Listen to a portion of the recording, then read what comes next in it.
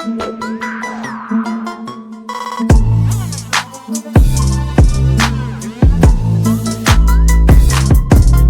Turmoil by James Allen. Forward. We cannot alter external things, nor shape other people to our liking, nor mold the world to our wishes, but we can alter internal things, our desires, passions, thoughts.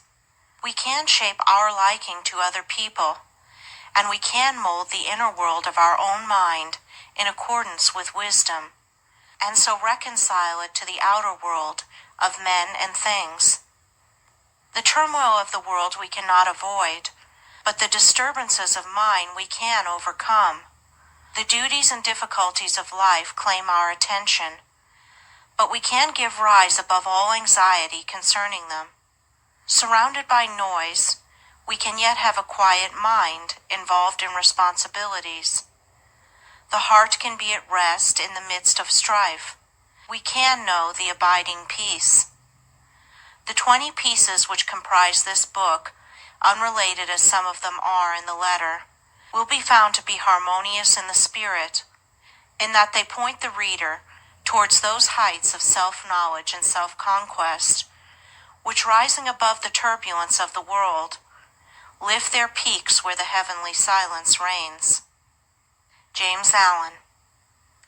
Chapter 1. True Happiness. To maintain an unchangeable sweetness of disposition, to think only thoughts that are pure and gentle, and to be happy under all circumstances. Such blessed conditions and such beauty of character and life should be the aim of all, and particularly so of those who wish to lessen the misery of the world. If anyone has failed to lift himself above ungentleness, impurity, and unhappiness, he is greatly deluded if he imagines he can make the world happier by the propagation of any theory or theology. He who is daily living in harshness, impurity, or unhappiness is day by day adding to the sum of the world's misery, whereas he who continually lives in goodwill and does not depart from happiness is day by day increasing the sum of the world's happiness, and this independently of any religious beliefs which these may or may not hold. He who has not learned how to be gentle or giving, loving, and happy has learned very little, great though his book learning and profound his acquaintance which the letter of Scripture may be. For it is in the process of becoming gentle, pure, and happy that the deep, real, and enduring lessons of life are learned. Unbroken sweetness of conduct in the face of all outward antagonism is the infallible indication of a self-conquered soul, the witness of wisdom, and the proof of the possession of truth. A sweet and happy soul is the ripened fruit of experience and wisdom, and it sheds abroad the invisible yet powerful aroma of its influence, gladdening the hearts of others and purifying the world. And all who will, and who have not yet commenced, may begin this day, if they will so resolve, to live sweetly and happily, as becomes the dignity of a true manhood or womanhood. Do not say that your surroundings are against you. A man's surroundings are never against him. They are there to aid him, and all those outward occurrences over which you lose sweetness and peace of mind are the very conditions necessary to your development, and it is only by meeting and overcoming them that you can learn and grow and ripen. The fault is in yourself. Pure happiness is the rightful and healthy condition of the soul, and all may possess it if they will live purely and unselfish. Have goodwill to all that lives, letting unkindness die, and greed and wrath, so that your lives be made like soft airs passing by. Is this too difficult for you? Then unrest and happiness will continue to dwell with you. Your belief and aspiration and resolve are all that are necessary to make it easy, to render it in the near future a thing accomplished, a blessed state realized. Despondency, irritability, anxiety and complaining, condemning and grumbling, all these are thought cankers, mind diseases. They are the indications of a wrong mental condition, and those who suffer therefrom would do well to remedy their thinking and conduct. It is true there is much sin and misery in the world, so that all our love and compassion are needed, but our misery is not needed. There is already too much of that. No, it is our cheerfulness and happiness that are needed, for there is too little of that. We can give nothing better to the world than beauty of life and character. Without this, all other things are vain. This is preeminently excellent. It is enduring, real, and not to be overthrown, and it includes all joy and blessedness. Cease to dwell pessimistically upon the wrongs around you. Dwell no more in complaints about and revolt against the evil in others, and commence to live free from all wrong and evil yourself. Peace of mind, pure religion, and true reform lie this way. If you would have others true, be true. If you would have the world emancipated from misery and sin, emancipate yourself. If you would have your home and your surroundings happy, be happy. You can transform everything around you if you will transform yourself. Don't bewail and bemoan. Don't waste yourself in rejection, nor bark against the bad, but chant the beauties of the good. And this you will naturally and spontaneously do as you realize the good in yourself. Chapter 2. The Immortal Man. Immortality is here and now, and is not a speculative something beyond the grave. It is the lucid state of consciousness in which the sensations of the body, the varying and unrestful states of mind, and the circumstances and events of life are seen to be of a fleeting and therefore of an illusory character. Immortality does not belong to time, and never will be found in time. It belongs to eternity, and just as time is here and now, so is eternity here and now, and a man may find that eternity and establish in it, if he will overcome the self that derives its life from the unsatisfying and perishable things of time. Whilst a man remains immersed in sensation, desire, and the passing events of his day-by-day existence, and regards those sensations, desires, and passing events as of the essence of himself, he can have no knowledge of immortality. The thing which such a man desires, and which he mistakes for immortality, is persistence. That is, a continuous succession of sensations and events in time.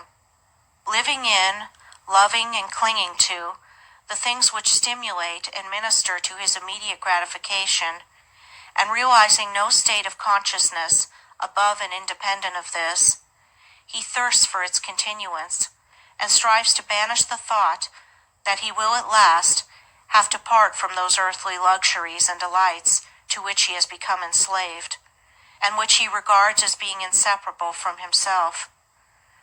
Persistence is the antithesis of immortality, and to be absorbed in it is spiritual death. Its very nature is change, impermanence. It is a continual living and dying. The death of the body can never bestow upon a man immortality. Spirits are not different from men, and live their little feverish life of broken consciousness, and are still immersed in change and mortality. The mortal man, he who thirsts for the persistence of his pleasure-loving personality, is still mortal after death, and only lives another life with a beginning and an end, without memory of the past or knowledge of the future. The immortal man is he who has detached himself from the things of time, by having ascended into the state of consciousness, which is fixed and unvariable, and is not affected by passing events and sensations. Human life consists of an ever-moving process of events, and in this procession the mortal man is immersed, and he is carried along with it. And being so carried along, he has no knowledge of what is behind and before him. The immortal man is he who has stepped out of this procession, and he stands by unmoved and watches it. And from his fixed place, he sees both the before, the behind, and the middle of the moving thing called life. No longer identifying himself with the sensations and fluctuations of the personality, or with the outward changes which make up the life in time. He has become the passionless spectator of his own destiny and of the destinies of the men and nations. The mortal man also is one who is caught in a dream, and he neither knows that he was formerly awake, nor that he will awake again. He is a dreamer without knowledge, nothing more. The immortal man is as one who has awakened out of his dream, and he knows that his dream was not an enduring reality, but a passing illusion. He is a man with knowledge, the knowledge of both states, that of persistence and that of immortality, and is in full possession of himself. The mortal man lives in the time or world state of consciousness, which begins and ends. The immortal man lives in the cosmic or heaven state of consciousness, in which there is neither beginning nor end, but an eternal now. Such a man remains poised and steadfast under all changes, and the death of his body will not in any way interrupt the eternal consciousness in which he abides. Of such a one it is said, "He shall not taste of death," because he has stepped out of the stream of mortality and established himself in the abode of truth. Bodies, personalities, nations, and worlds pass away, but truth remains, and its glory is undimmed by time. The immortal man, then, is he who has conquered himself, who no longer identifies with the self-seeking forces of the personality, but who has trained himself to direct those forces with the hand of a master, and so has brought them into harmony with the causal energy and the source of all things. The fret and fever of life has ceased, doubt and fear are cast out, and death is not for him who has realized the fadeless splendor of that life of truth, by adjusting heart and mind to the eternal and unchangeable verities. Above Life's Turmoil by James Allen, Chapter 3. The Overcoming of Self. Many people have very confused and erroneous ideas concerning the terms the overcoming of self, the eradication of desire, and the annihilation of the personality. Some, particularly the intellectual who are prone to theories, regard it as a metaphysical theory altogether apart from life and conduct, while others conclude that it is the crushing out of all life, energy and action, and the attempt to idolize stagnation and death. These errors and confusions, arising as they do in the minds of individuals, can only be removed by the individuals themselves, but perhaps it might make their removal a little less difficult for those who are seeking the truth, by presenting the matter in another way. The doctrine of the overcoming or annihilation of self is simplicity itself.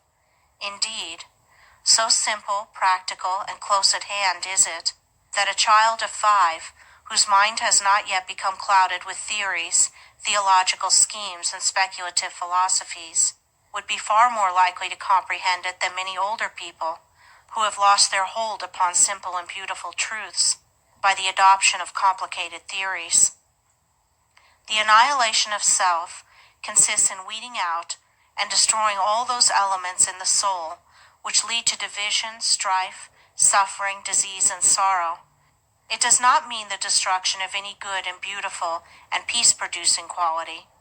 For instance, when a man is tempted to irritability or anger, and by a great effort overcomes the selfish tendency, casts it from him, and acts from the spirit of patience and love, in that moment of self-conquest, he practices the annihilation of self. Every noble man practices it in part, though he may deny it in his own words, and he who carries out this practice to its completion, eradicating every selfish tendency until only the divinely beautiful qualities remain, he is said to have annihilated the personality, all the personal elements, and to have arrived at truth. The self which is to be annihilated is composed of the following 10 worthless and sorrow-producing elements: lust, hatred, avarice, self-indulgence, self-seeking, vanity, pride, doubt, dark belief, delusion. It is the total abandonment, the complete annihilation of these 10 elements, for they comprise the body of desire. On the other hand, it teaches the cultivation, practice, and preservation of the following 10 divine qualities: purity, patience, humility, self-sacrifice, self-reliance, fearlessness, knowledge, wisdom, compassion, love. These comprise the body of truth, and to live entirely in them is to be a doer and knower of the truth, is to be an embodiment of truth. The combination of the 10 elements is called self, or the personality. The combination of the 10 qualities produces what is called truth, the impersonal, the abiding, real, and immortal man. It will thus be seen that it is not the destruction of any noble, true, and enduring quality that is taught, but only the destruction of those things that are ignoble, false, and evanescent. Neither is this overcoming of self the deprivation of gladness, happiness, and joy, but rather it is the constant possession of these things by living in the joy-begetting qualities. It is the abandonment of the lust for enjoyment, but not of enjoyment itself, the destruction of the thirst for pleasure, but not of pleasure itself, the annihilation of the selfish longing for love and power and possessions themselves. It is the preservation of all those things which draw and bind men together in unity and concord, and far from idolizing stagnation and death, urges men to the practice of those qualities which lead to the highest, noblest, and most effective and enduring action. He whose actions proceed from some or all of the 10 elements wastes his energies upon negations and does not preserve his soul. But he whose actions proceed from some or all of the 10 qualities, he truly and wisely acts, and so preserves his soul. He who lives largely in the 10 earthly elements, and who is blind and deaf to the spiritual viridities, will find no attraction in the doctrine of self-surrender, for it will appear to him as the complete extinction of his being. But he who is endeavoring to live in the 10 heavenly qualities will see the glory and beauty of the doctrine, and will know it as the foundation of life eternal. He will also see that when men apprehend and practice it, industry, commerce, government, and every worldly activity will be purified, and action, purpose, and intelligence, instead of being destroyed, will be intensified and enlarged, but free from strife and pain. Chapter 4. The Uses of Temptation. The soul, in its journey towards perfection, passes through 3 distinct stages. The first is the animal stage, in which the man is content to live in the gratification of his senses, unawakened to the knowledge of sin or of his divine inheritance, and altogether unconscious of the spiritual possibilities within himself. The second is the dual stage, in which the mind is continually oscillating between its animal and divine tendencies, having become awakened to the consciousness of both. It is during this stage that temptation plays its part in the progress of the soul. It is a stage of continual fighting, of falling and rising, of sinning and repenting. For the man, still loving and reluctant to leave the gratifications in which he has so long lived, yet also aspires to the purity and excellence of the spiritual state, and he is continually mortified by an undecided choice.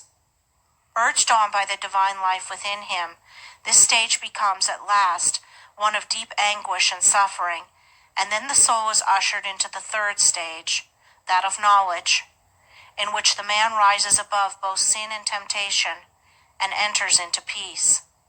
Temptation, like contentment in sin, is not a lasting condition, as the majority of people suppose. It is a passing phase, an experience through which the soul must pass, but as to whether a man will pass through that condition in this present life, and realize holiness and heavenly rest here and now, will depend entirely upon the strength of his intellectual and spiritual exertions, and upon the intensity and ardor with which he searches for truth. Temptation, with all its attendant torments, can be overcome here and now, but it can only be overcome by knowledge. It is a condition of darkness, or of semi-darkness. The fully enlightened soul is proof against all temptation. When a man fully understands the source, nature, and meaning of temptation, in that hour he will conquer it, and will rest from his long travel. But whilst he remains in ignorance, attention to religious observances, and much praying and reading of Scripture will fail to bring him peace. If a man goes out to conquer an enemy, knowing nothing of his enemy's strength, tactics, or place of ambush, he will not only ignominiously fall, but will speedily fall into the hands of an enemy. He who would overcome his enemy, the tempter, must discover his stronghold and place of concealment, and must also find out the unguarded gates in his own fortress, where his enemy effects so easily an entrance.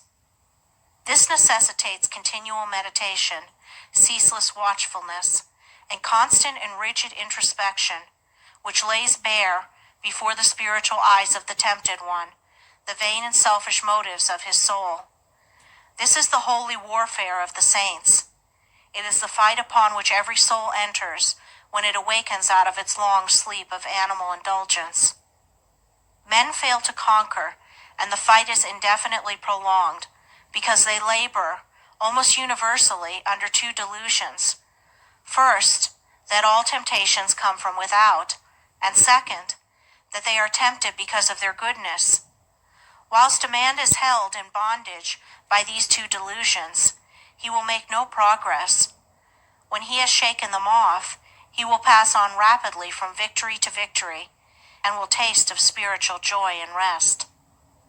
Two searching truths must take the place of these two delusions, and those truths are, first, that all temptation comes from within, and second, that a man is tempted because of the evil that is within him. The idea that God, a devil, evil spirits, or outward objects are the source of temptation must be dispelled. The source and cause of all temptation is in the inward desire. That being purified or eliminated, outward objects and extraneous powers are utterly powerless to move the soul to sin or to temptation. The outward object is merely the occasion of the temptation, never the cause. This is the desire of the one tempted. If the cause existed in the object, all men would be tempted alike. Temptation could never be overcome, and men would be hopelessly doomed to endless torment. But seated, as it is, in his own desires, he has the remedy in his own hands, and can become victorious over all temptation by purifying those desires. A man is tempted because there are within him certain desires or states of mind which he has come to regard as unholy. These desires may lie asleep for a long time, and the man may think that he has gotten rid of them, when suddenly, on the presentation of an outward object, the sleeping desire wakes up and thirsts of immediate gratification. And this is the state of temptation. The good in man is never tempted. Goodness destroys temptation. It is the evil in a man that is aroused and tempted. The measure of a man's temptations is the exact register of his own unholiness. As a man purifies his heart, temptation ceases. For when a certain unlawful desire has been taken out of the heart, the object which formerly appealed to it can no longer do so, but becomes dead and powerless, for there is nothing left in the heart that can respond to it. The honest man cannot be tempted to steal, let the occasion be ever so opportune. The man of purified appetites cannot be tempted to gluttony and drunkenness, though the viands and wines be the most luscious. He of an enlightened understanding, whose mind is calm in the strength of inward virtue, can never be tempted to anger, irritability, or revenge, and the wiles and charms of the wanton fall upon the purified heart as empty, meaningless shadows. Temptation shows a man just where he is sinful and ignorant, and is a means of urging him on to higher altitudes of knowledge and purity. Without temptation, The soul cannot grow and become strong. There could be no wisdom, no real virtue, and though there would be lethargy and death, there could be no peace and no fullness of life. When temptation is understood and conquered, perfection is assured, and such perfection may become any man's who is willing to cast every selfish and impure desire by which he is possessed into the sacrificial fire of knowledge. Let men, therefore, search diligently for truth, realizing that whilst they are subject to temptation, they have not comprehended truth and have much to learn. Ye who are tempted, know then that ye are tempted of yourselves. For every man is tempted when he is drawn away from his own lusts, says the Apostle James. You are tempted because you are clinging to the animal within you and are unwilling to let go, because you are living in the false mortal self, which is ever devoid of all true knowledge, knowing nothing, seeking nothing, but its own immediate gratification, ignorant of every truth and of every divine principle. Clinging to that self, you continually suffer the pains of three separate torments: the torment of desire, the torment of repletion, and the torment of remorse. So flameth Trishna, lust and thirst of things. Eager, ye cleave to shadows, dote on dreams. A false self in the midst ye plant, and make a world around which seems blind to the height beyond, deaf to the sound of sweet airs breathed from far past Indra's sky, dumb to the summons of the true life kept for him who false puts by. So grow the strifes and lusts which make earth's war, so grieve poor cheated hearts and flow salt tears, so wax the passions, envies, angers, hates, so years chase blood-stained years with wild red feet. In that false self lies the germ of every suffering, the blight of every hope, the substance of every grief. When you are ready to give it up, when you are willing to have laid bare before you all its selfishness, impurity, and ignorance, and to confess its darkness to the uttermost, then will you enter upon the life of self-knowledge and self-mastery. You will become conscious of the God within you, of that divine nature which, seeking no gratification, abides in a region of perpetual joy and peace, where suffering cannot come, and where temptation can find no foothold. Establishing yourself day by day, more and more, firmly in that inward divinity, the time will at last come when you will be able to stay with him whom millions worship, few understand, and fewer still follow. The prince of this world cometh, and hath nothing in me. Chapter 5. The man of integrity. There are times in the life of every man who takes his stand on high moral principles, when his faith in and knowledge of those principles is tested to the uttermost, and the way in which he comes out of the fiery trial decides as to whether he has sufficient strength to live as a man of truth and join the company of the free, or shall still remain a slave and a hireling to the cruel taskmaster, self. Such times of trial generally assume the form of a temptation to do a wrong thing and continue in comfort and prosperity, or to stand by what is right and accept poverty and failure. And so powerful is the trial that to the tempted one, it plainly appears on the face of things as though, if he chooses the wrong, his material success will be assured for the remainder of his life. But if he does what is right, he will be ruined forever. Frequently the man at once quails and gives way before this appalling prospect which the path of righteousness seems to hold out for him. But should he prove sufficiently strong to withstand this onslaught of temptation, then the inward seducer, the spirit of self, assumes the grab of an angel of light and whispers, "Think of your wife and children. Think of those who are dependent upon you. Will you bring them down to disgrace and starvation?" Strong indeed and pure must be the man who can come triumphant out of such a trial. But he who does so enters at once a higher realm of life, where his spiritual eyes are open to see beautiful things. And then poverty and ruin, which seemed inevitable, do not come, but a more abiding success comes, and a peaceful heart and a quiet conscience. But he who fails does not obtain the promised prosperity, and his heart is restless and his conscience troubled. The right doer cannot ultimately fail. The wrongdoer cannot ultimately succeed. For such is the law which moves to righteousness, which none at last can turn aside or stray. And it is because justice is at the heart of things, because the great law is good, that the man of integrity is superior to fear and failure and poverty and shame and disgrace. As the poet further says of this law, the heart of its love, the end of it, is peace and consummation, sweet obey. The man who, fearing the loss of present pleasures or material comforts, denies the truth within him, can be injured and robbed and degraded and trampled upon, because he first injured, robbed, and degraded, and trampled upon his own nobler self.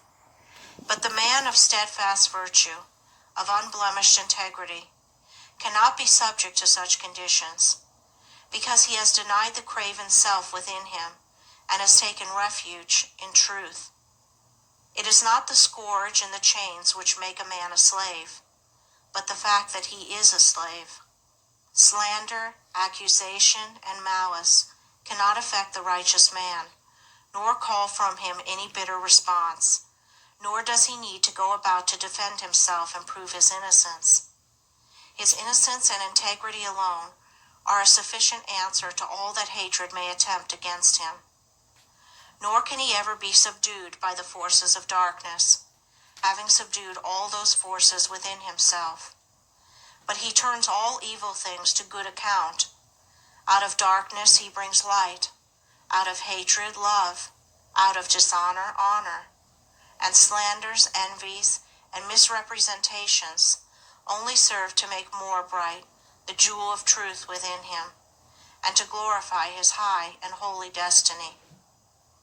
Let the man of integrity rejoice, and be glad when he is severely tried. Let him be thankful that he has been given an opportunity of proving his loyalty to the noble principles which he has espoused.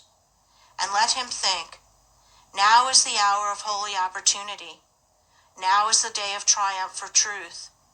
Though I lose the whole world, I will not desert the right. So thinking, he will return good for evil, and will think compassionately of the wrongdoer. The slanderer, the backbiter, and the wrongdoer may seem to succeed for a time, but the law of justice prevails. The man of integrity may seem to fail for a time, but he is invincible, and in none of the worlds, visible or invisible, can there be forged a weapon that shall prevail against him. Chapter 6. Discrimination. There is one quality which is preeminently necessary to spiritual development, the quality of discrimination. A man's spiritual progress will be painfully slow and uncertain until there opens with him the eye of discrimination, for without this testing, proving, searching quality, he will but grope in the dark, will be unable to distinguish the real from the unreal, the shadow from the substance, and will so confuse the false with the true as to mistake the inward promptings of his animal nature for those of the spirit of truth. A blind man, left in a strange place, may go grope his way in the darkness, but not without much confusion and many painful falls and bruisings. Without discrimination, a man is mentally blind, and his life is a painful groping in darkness, a confusion in which vice and virtue are indistinguishable one from the other, where facts are confounded with truths, opinions with principles, and where ideas, events, men, and things appear to be out of all relation to each other. A man's mind and life should be free from confusion. He should be prepared to meet every mental, material, and spiritual difficulty, and should not be inextricably caught as many are, in the meshes of doubt, indecision, and uncertainty when troubles and so-called misfortunes come along. He should be fortified against every emergency that can come against him. But such mental preparedness and strength cannot be attained in any degree without discrimination, and discrimination can only be developed by bringing into play and constantly exercising the analytical faculty. Mind, like muscle, is developed by use, and the assiduous exercise of the mind in any given direction will develop, in that direction, mental capacity and power. The merely critical faculty is developed and strengthened by continuously comparing and analyzing the ideas and opinions of others. But discrimination is something more and greater than criticism. It is a spiritual quality from which the cruelty and egotism which so frequently accompany criticism are eliminated, and by virtue of which a man sees things as they are and not as he would like them to be. Discrimination, being a spiritual quality, can only be developed by spiritual methods, namely, by questioning, examining, and analyzing one's own ideas, opinions, and conduct. The critical fault-finding faculty must be withdrawn from its merciless application to the opinions and conduct of others, and must be applied with undiminished severity to oneself. A man must be prepared to question his every opinion, his every thought, and his every line of conduct, and rigorously and logically test them. Only in this way can the discrimination which destroys confusion be developed. Before a man can enter upon such mental exercise, he must make himself of a teachable spirit. This does not mean that he must allow himself to be led by others.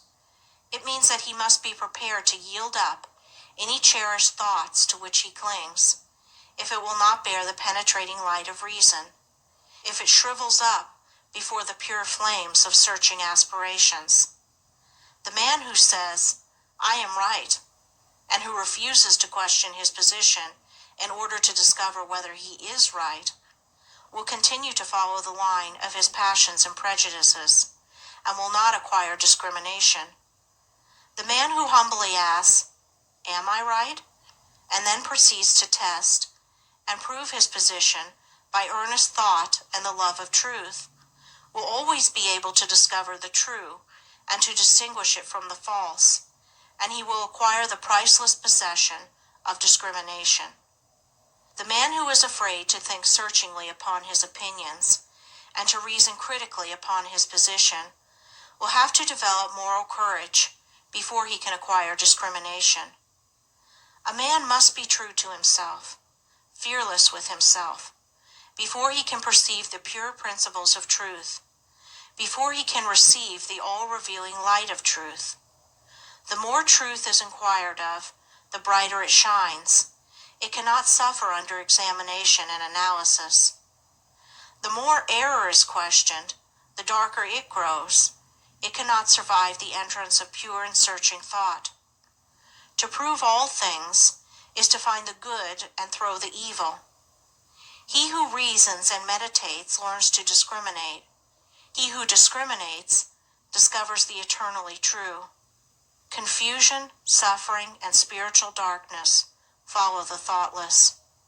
Harmony, blessedness, and the light of truth attend upon the thoughtful. Passion and prejudice are blind and cannot discriminate. They are still crucifying the Christ and releasing Barabbas. 7. Belief, the basis of action. Belief is an important word in the teachings of the wise, and it figures prominently in all religions. According to Jesus, a certain kind of belief is necessary to salvation or regeneration, and Buddha definitely thought that the right belief is the first and most essential step in the way of truth. As without right belief, there cannot be right conduct, and he who has not learned how to rightly govern and conduct himself has not comprehended the simplest rudiments of truth. Belief, as laid down by the great teachers, is not belief in any particular school, philosophy, or religion, but consists of an attitude of mind determining the whole course of one's life. Belief and conduct are, therefore, inseparable, for the one determines the other. Belief is the basis of all action, and this being so, the belief which dominates the hearts or minds is shown in the life. Every man acts, thinks, lives in exact accordance with the belief which is rooted in his innermost being.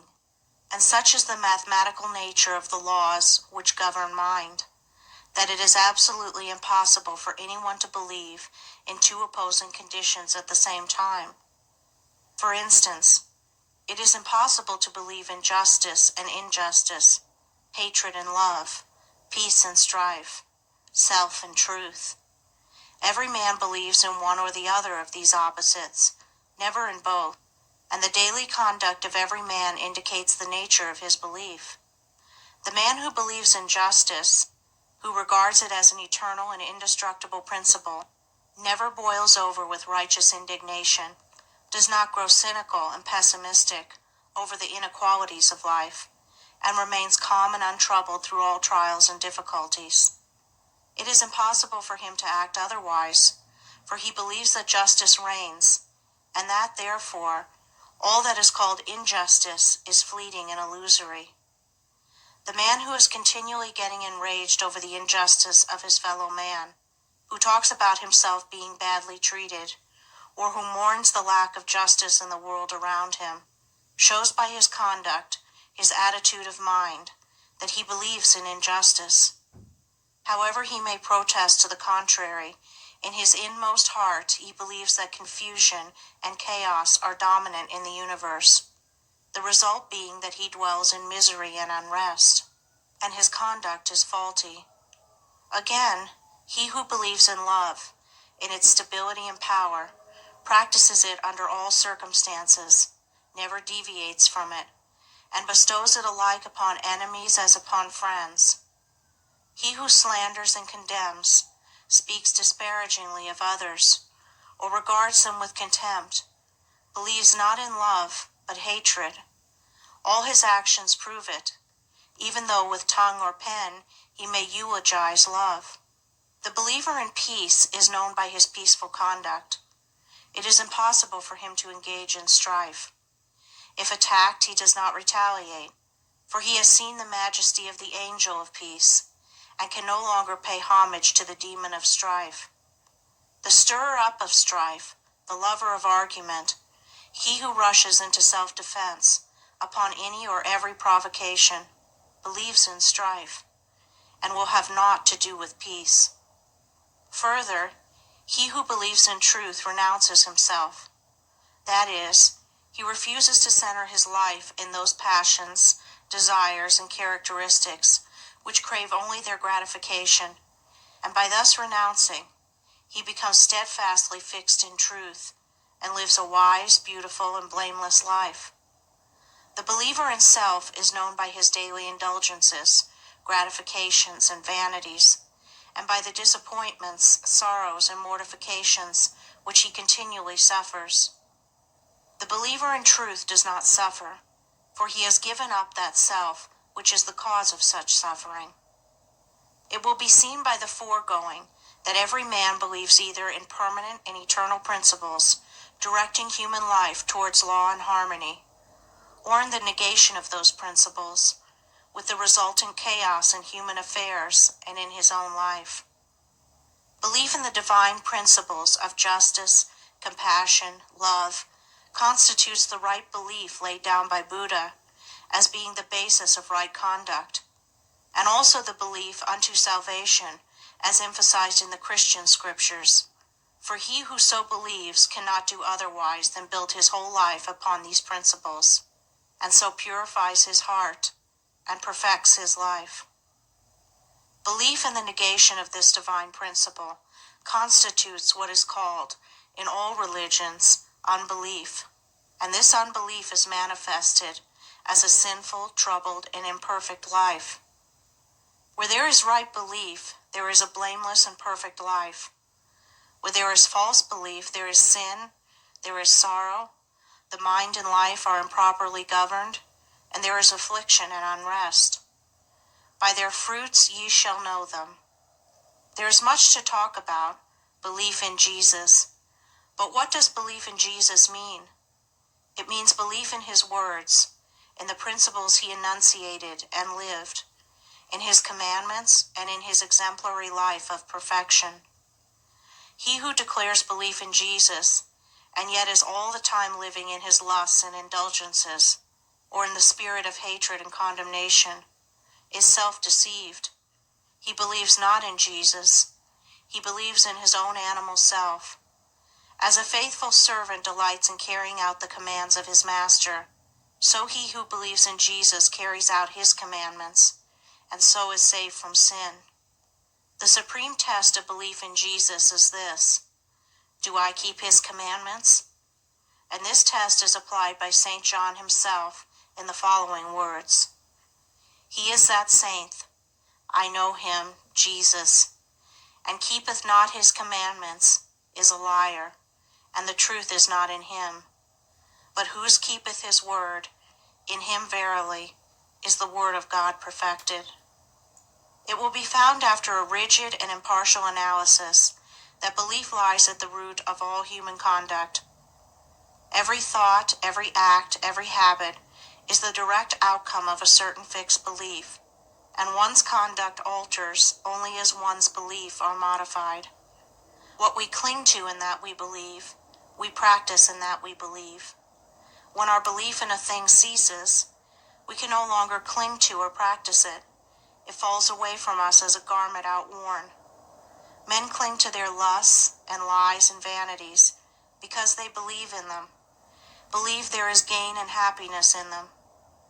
When they transfer their belief to the divine qualities of purity and humility, those sins trouble them no more. Men are saved from error by belief in the supremacy of truth. They are saved from sin by belief in holiness or perfection. They are saved from evil by belief in good, for every belief is manifested in the life. It is not necessary to inquire as to a man's theological belief, for that is of little or no account. For what can it avail a man to believe that Jesus died for him, or that Jesus is God, or that he is justified by faith, if he continues to live in his lower sinful nature? All that is necessary to ask is this: how does a man live? How does he conduct himself under trying circumstances? The answer to these questions will show whether a man believes in the power of evil or in the power of good. He who believes in the power of good lives a good spiritual or godly life, for goodness is God. Yea, verily is God himself, and he will soon leave behind him all sins and sorrows, who believes with steadfast and unwavering faith in the supreme good. Chapter 8. The Belief that Saves. It has been said that a man's whole life and character is the outcome of his belief, and also that his belief has nothing whatever to do with his life. Both statements are true.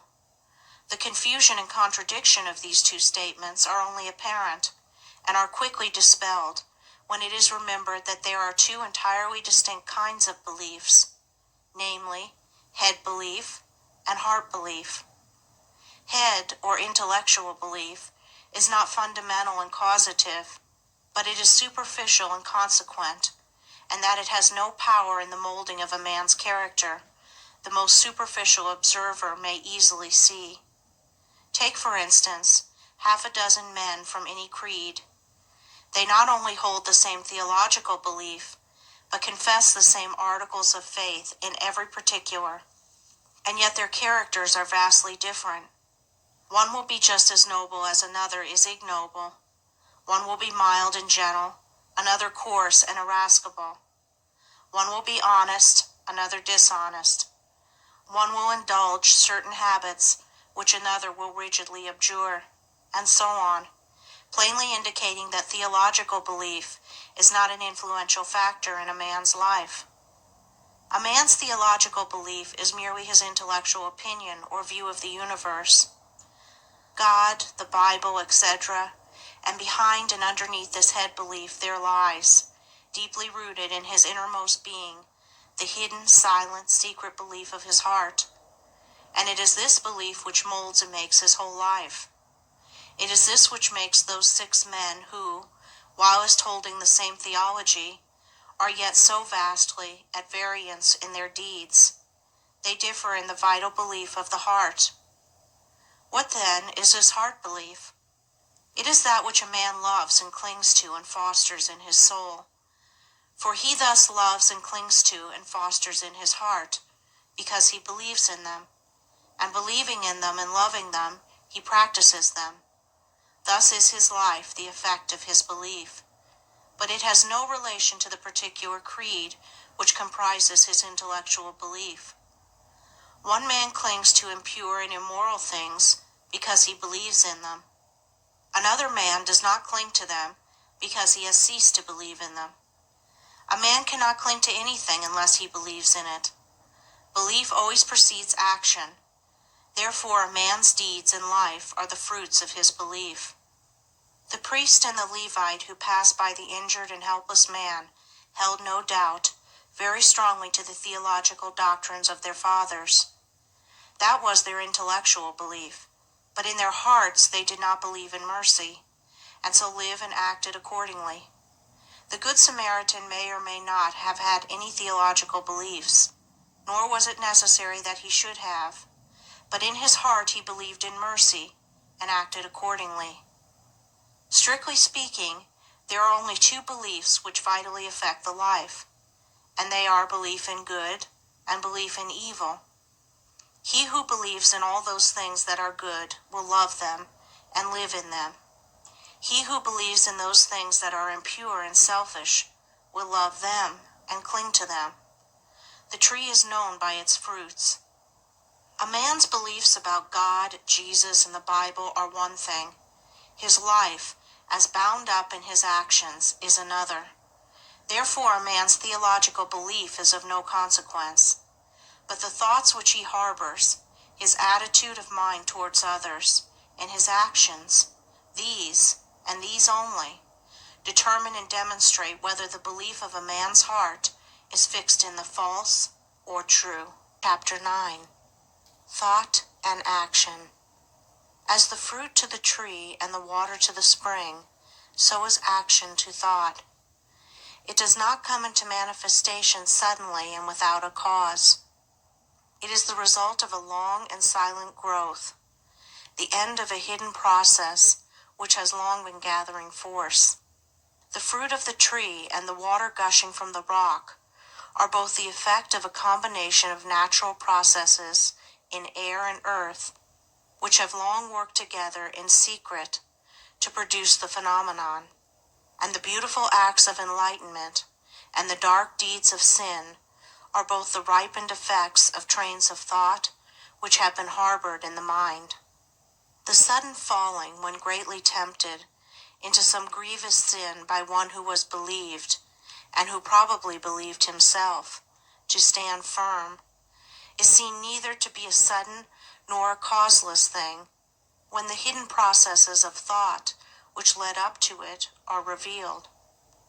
The falling was merely the end, the outworking, the finished result of what commenced in the mind probably years before. The man had allowed a wrong thought to enter his mind, and a second and a third time he had welcomed it, and allowed it to nestle in his heart.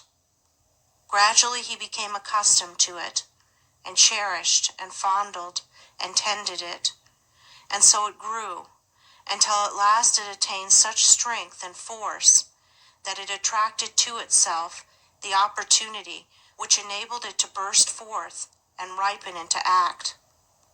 As falls the stately building whose foundations have been gradually undermined by the action of water, so at last falls the strong man, who allows corrupt thoughts to creep into his mind and secretly undermine his character. When it is seen that all sin and temptation are the natural outcome of the thoughts of the individual, the way to overcome sin and temptation becomes plain, and its achievement a near possibility, and sooner or later a certain reality. For if a man will admit, cherish, and brood upon thoughts that are pure and good, those thoughts, just as surely as the impure, will grow and gather force, and will at last attract to themselves the opportunities which will enable them to ripen into act. There is nothing hidden that shall not be revealed, and every thought that is harbored in the mind must, by virtue of the impelling force which is inherent in the universe, at last blossom into act good or bad according to its nature. The divine teacher and the sensualist are both the product of their own thoughts, and have become what they are as the result of the seeds of thought which they have implanted, are allowed to fall into the garden of the heart, and have afterwards watered, tended, and cultivated. Let no man think he can overcome sin and temptation by wrestling with opportunity. He can only overcome them by purifying his thoughts. And if he will, day by day, in the silence of his soul and in the presence of his duties, strenuously overcome all erroneous inclination, and put in its place thoughts that are true and that will endure the light, opportunity to do evil will give place to opportunity for accomplishing good. For a man can only attract that to him which is in harmony with his nature, and no temptation can gravitate to a man unless there is that in his heart which is capable of responding to it. Guard well your thoughts, reader, for what you really are in your secret thoughts today, be it good or evil, you will, sooner or later, become an actual deed. He who unwearyingly guards the portals of his mind against the intrusion of sinful thoughts, and occupies himself with loving thoughts, with pure, strong, and beautiful thoughts, will, when the season of their ripening comes, bring forth the fruits of gentle and holy deeds, and no temptation that can come against him shall find him unarmed or unprepared. Chapter 10. Your mental attitude. As a being of thought, your dominant mental attitude will determine your conditions in life. It will also be the gauge of your knowledge and the measure of your attainment. The so-called limitations of your nature are the boundary lines of your thoughts. They are self-erected fences, and can be drawn to a narrower circle, extended to a wider, or be allowed to remain. You are the thinker of your thoughts, and as such you are the maker of yourself and condition. Thought is causal and creative, and appears in your character and life in the form of results. There are no accidents in your life. Both its harmonies and antagonisms are the responsive echoes of your thoughts. A man thinks, and his life appears. If your dominant mental attitude is peaceable and lovable, bliss and blessedness will follow you. If it be resistant and hateful, trouble and distress will cloud your pathway. Out of ill will come grief and disaster. Out of good will, healing and reparation. You imagine your circumstances as being separate from yourself, but they are intimately related to your thought world. Nothing appears without an adequate cause. Everything that happens is just. Nothing is fated. Everything is formed. As you think, you travel. As you love, you attract. You are today where your thoughts have brought you. You will be tomorrow where your thoughts take you. You cannot escape the result of your thoughts, but you can endure and learn, can accept and be glad. You will always come to the place where your love, your most abiding and intense thought, can receive its measure of gratification. If your love be base, you will come to a base place. If it be beautiful, you will come to a beautiful place. You can alter your thoughts, and so alter your condition. Strive to perceive the vastness and grandeur of your responsibility. You are powerful, not powerless. You are as powerful to obey as you are to disobey, as strong to be pure as to be impure, as ready for wisdom as for ignorance. You can learn what you will, can remain as ignorant as you choose. If you love knowledge, you will obtain it. If you love wisdom, you will secure it. If you love purity, you will realize it. All things await your acceptance, and you choose by the thoughts which you will entertain. A man remains ignorant because he loves ignorance and chooses ignorant thoughts. A man becomes wise because he loves wisdom and chooses wise thoughts. No man is hindered by another. He is only hindered by himself. No man suffers because of another. He suffers only because of himself. By the noble gateway of pure thought, you can enter into the highest heaven. By the ignoble doorway of impure thought, you can descend into the lowest hell. Your mental attitude towards others will faithfully react upon yourself and will manifest itself in every relation of your life.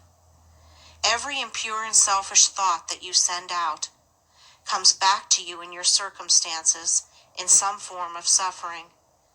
Every pure and unselfish thought returns to you in some form of blessedness.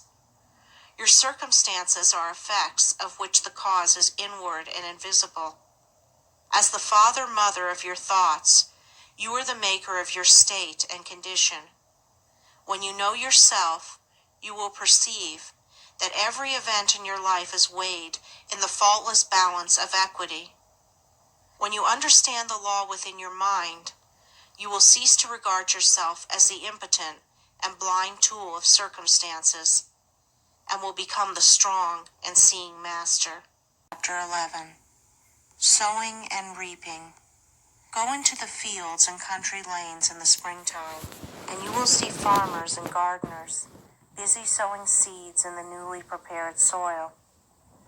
If you were to ask any one of those gardeners or farmers what kind of produce he expected from the seed he was sowing, he would doubtless regard you as foolish, and would tell you that he does not expect at all, that it is a matter of common knowledge that his produce will be of the kind which he is sowing, and that he is sowing wheat or barley or turnips, as the case may be, in order to reproduce that particular kind. Every fact and process in nature contains a moral lesson for the wise man. There is no law in the world of nature around us which is not to be found operating within the same mathematical certainty in the mind of man and in human life. All of the parables of Jesus are illustrative of this truth, and are drawn from the simple facts of nature. There is a process of seed sowing in the mind and life of a spiritual sowing, which leads to a harvest according to the kind of seed sown. Thoughts, words, and acts are seeds sown, and by the inviolable law of things, they produce after their kind. A man who thinks hateful thoughts brings hatred upon himself. The man who thinks loving thoughts is loved. The man whose thoughts, words, and acts are sincere is surrounded by sincere friends. The insincere man is surrounded by insincere friends. The man who sows wrong thoughts and deeds and prays that God will bless him is in the position of a farmer who, having sown tares, asks God to bring forth for him a harvest of wheat. That which ye sow ye reap. See yonder fields. The sesamum was sesamum, the corn was corn. The silence and the darkness knew. So is a man's fate born. He cometh reaper of the things he sowed. He who would be blessed, let him scatter blessings. He who would be happy, let him consider the happiness of others. Then there is another side to this seed sowing. The farmer must scatter all his seed upon the land, and then leave it to the elements.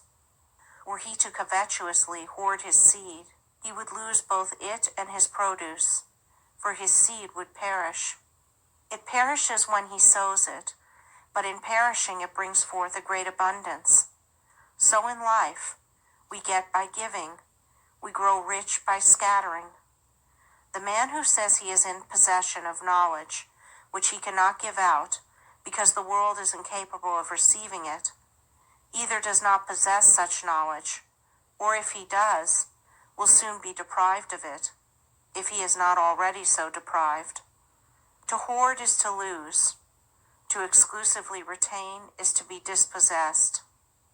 Even the man who would increase his material wealth must be willing to part with, invest, what little capital he has, and then wait for the increase. So long as he retains his hold on his precious money, he will not only remain poor, but will be growing poorer every day. He will, after all, lose the thing he loves, and will lose it without increase. But if he wisely lets it go, if, like the farmer, he scatters his seeds of gold, then he can faithfully wait for and reasonably expect the increase.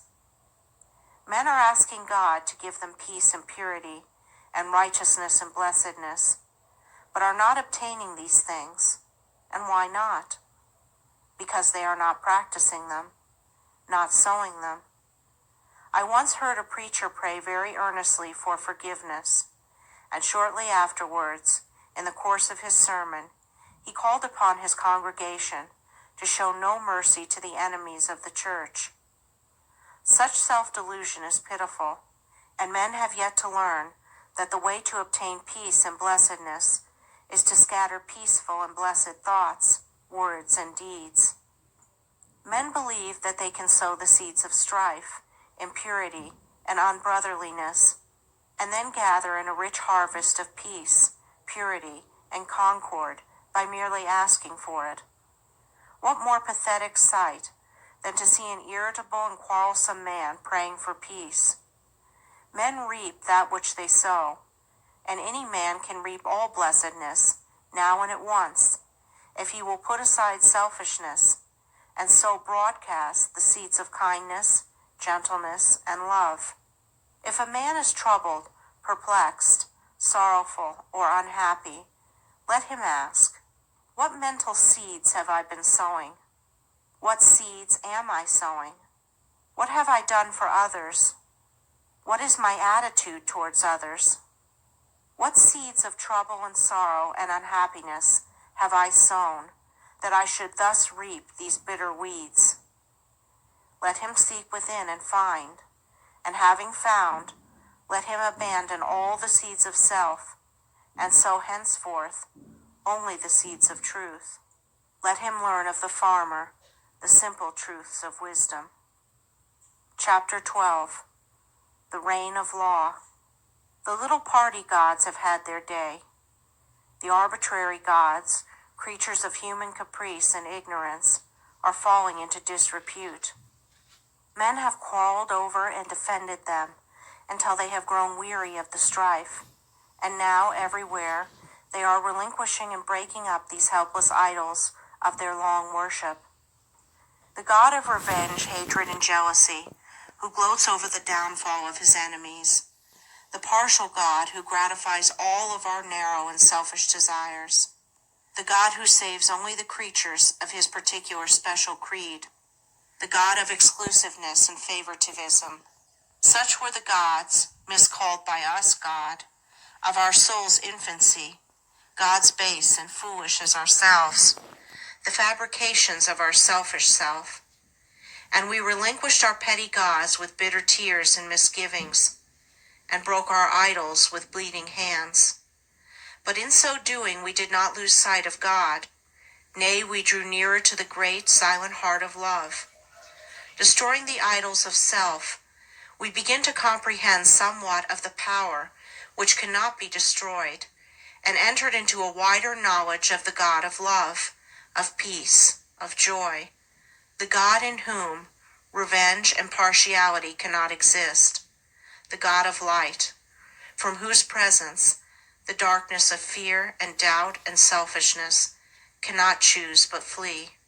We have reached one of those epochs in the world's progress which witnesses the passing of the false gods, the gods of human selfishness and human illusion, The new-old revelation of one universal impersonal truth has again dawned upon the world, and its searching light has carried consternation to the perishable gods who take shelter under the shadow of self.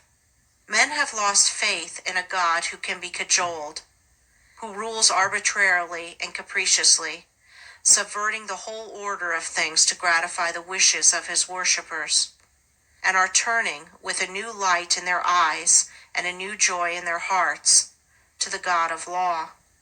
And to him they turn, not for personal happiness and gratification, but for knowledge, for understanding, for wisdom, for liberation from the bondage of self. And thus turning, they do not seek in vain, nor are they sent away empty and discomfited. They find within themselves the reign of law, that every thought, every impulse, every act and word brings about a result in exact accordance with its own nature. That thoughts of love bring about beautiful and blissful conditions. That hateful thoughts bring about distorted and painful conditions. That thoughts and acts, good and evil, are weighed in the faultless balance of the supreme law, and receive their equal measure of blessedness on the one hand, and misery on the other. And thus finding, they enter a new path, the path of obedience to the law. Entering that path, they no longer accuse, no longer doubt, no longer fret and despond, for they know that God is right, the universal laws are right, the cosmos is right, and that they themselves are wrong, if wrong there is, and that their salvation depends upon themselves, upon their own efforts, upon their personal acceptance of that which is good, and deliberate rejection of that which is evil. No longer merely hearers, they become doers of the word, and they acquire knowledge, they receive understanding, they grow in wisdom, and they enter into the glorious life of liberation from the bondage of self. The law of the Lord is perfect, enlightening the eyes. Imperfection lies in man's ignorance, and man's blind folly. Perfection, which is knowledge of the perfect law, is ready for all who earnestly seek it. It belongs to the order of things. It is yours and mine now, if we will only put self-seeking on one side and adopt the life of self-obliteration. The knowledge of truth, with its unspeakable joy, its calmness and quiet strength, is not for those who persist in clinging to their rights, defending their interests, and fighting for their opinions, whose works are imbued with the personal I, and who build upon the shifting sands of selfishness and egotism. It is for those who renounce these causes of strife, these sources of pain and sorrow, and they are indeed children of truth, disciples of the Master, worshippers of the Most High. The children of truth are in the world today. They are thinking, acting, writing, speaking, yea, even prophets are among us, and their influence is pervading the whole earth. An undercurrent of holy joy is gathering force in the world, so that men and women are moved with new aspirations and hopes, and even those who neither see nor hear feel within themselves strange yearnings after a better and fuller life. The law reigns, and it reigns in men's hearts and lives, and they have come to understand the reign of law, who have sought out the tabernacle of the true God by the fair pathway of unselfishness. God does not alter for men, for this would mean that the perfect must become imperfect. Man must alter for God, and this implies that the imperfect must become perfect. The law cannot be broken for man, otherwise confusion would ensue. Man must obey the law. This is in accordance with harmony, order, justice. There is no more painful bondage than to be at the mercy of one's inclinations. No greater liberty than utmost obedience to the law of being. And the law is that the heart shall be purified, the mind regenerated, and the whole being brought in subjection to love, till self is dead, and love is all in all. For the reign of law is the reign of love, and love waits for all, rejecting none. Love may be claimed and entered into now, for it is the heritage of all. Ah, beautiful truth, to know now that man may accept his divine heritage and enter the kingdom of heaven. Oh, pitiful error, to know that man rejects it because of love of self. Obedience to the law means the destruction of sin and self, and the realization of unclouded joy and undying peace. Clinging to one's selfish inclinations means the drawing about one's soul clouds of pain and sorrow, which darken the light of truth, the shutting out of oneself from all real blessedness. For whatsoever a man sows, that shall he also reap. Verily the law reigneth, and reigneth forever, and justice and love are its eternal ministers. Chapter 13. The Supreme Justice. The material universe is maintained and preserved by the equilibrium of its forces. The moral universe is sustained and protected by the perfect balance of its equivalents. As in the physical world, nature abhors a vacuum, so in the spiritual world, disharmony is annulled. Underlying the disturbances and destructions of nature, and behind the mutability of its forms, there abides the eternal and perfect mathematical symmetry, and at the heart of life, behind all its pain, uncertainty, and unrest, there abide the eternal harmony, the unbroken peace, and inviolable justice. Is there, then, no injustice in the universe? There is injustice, and there is not. It depends upon the kind of life and the state of consciousness from which a man looks out upon the world and judges. The man who lives in his passions sees injustice everywhere. The man who has overcome his passions sees the operations of justice in every department of human life. Injustice is the confused, feverish dream of passion, real enough to those who are dreaming it. Justice is the permanent reality in life, gloriously visible to those who have wakened out of the painful nightmare of self. The divine order cannot be perceived until passion and self are transcended. The faultless justice cannot be apprehended until all sense of injury and wrong is consumed in the pure flames of all-embracing love. The man who thinks, I have been slighted, I have been injured, I have been insulted, I have been treated unjustly, cannot know what justice is. Blinded by self, he cannot perceive the pure principles of truth, and brooding upon his wrongs, he lives in continual misery.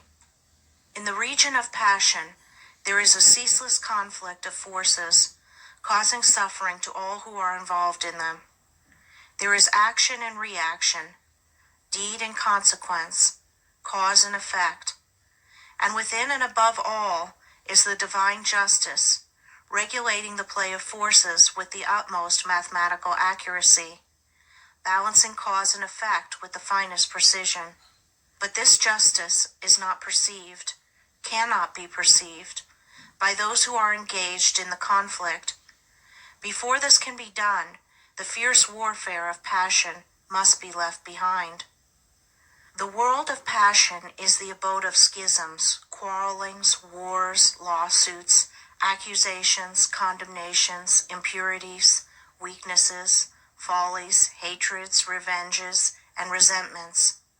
How can a man perceive justice or understand truth who is even partly involved in the fierce play of its blinding elements?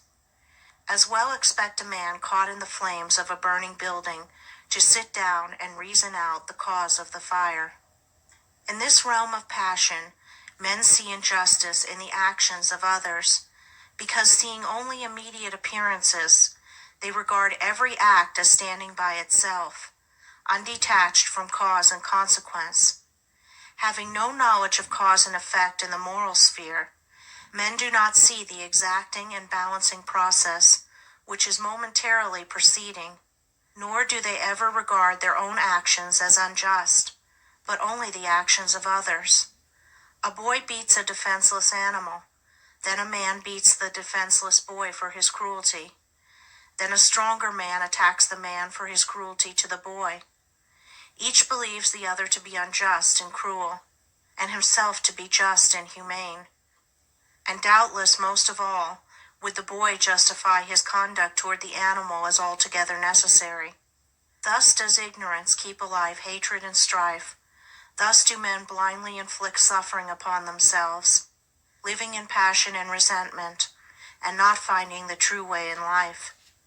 Hatred is met with hatred, passion with passion, strife with strife. The man who kills is himself killed. The thief who lives by depriving others is himself deprived. The beast that preys on others is hunted and killed. The accuser is accused. The condemner is condemned. The denouncer is persecuted.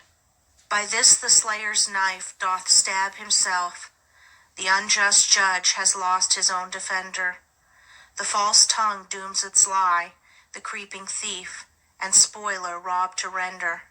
Such is the law. Passion also has its active and passive sides. Fool and fraud, oppressor and slave, aggressor and retaliator, the charlatan and the superstitious, complement each other and come together by the operation of the law of justice. Men unconsciously cooperate in the mutual production of affliction. The blind lead the blind, and both fall together into the ditch. Pain, grief, sorrow, and misery are the fruits of which passion is the flower. Where the passion-bound soul sees only injustice, the good man, who has conquered passion, sees cause and effect, sees the supreme justice. It is impossible for such a man to regard himself as treated unjustly, because he has ceased to see injustice. He knows that no one can injure or cheat him, having ceased to injure or cheat himself. However passionately or ignorantly men may act towards him, it cannot possibly cause him any pain, for he knows that whatever comes to him, it may be abuse and persecution, can only come as the effect of what he himself has formally sent out. He therefore regards all things as good, rejoices in all things, loves his enemies and blesses them that curse him, regarding them as the blind but beneficent instruments by which he is enabled to pay his moral debts to the great law.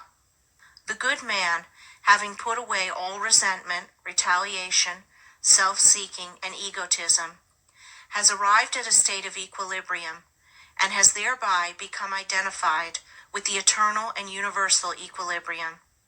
Having lifted himself above the blind forces of passion, he understands those forces, contemplates them with a calm, penetrating insight, like the solitary dweller upon a mountain, who looks down upon the conflict of the storms beneath his feet. For him, injustice has ceased, and he sees ignorance and suffering on the one hand, and enlightenment and bliss on the other. He sees that not only do the fool and the slave need his sympathy, but that the fraud and the oppressor are equally in need of it, and so his compassion is extended towards all. The supreme justice and the supreme love are one. Cause and effect cannot be avoided. Consequences cannot be escaped. While a man is given to hatred, resentment, anger, and condemnation, he is subject to injustice, as the dreamer to his dream, and cannot do otherwise than see injustice.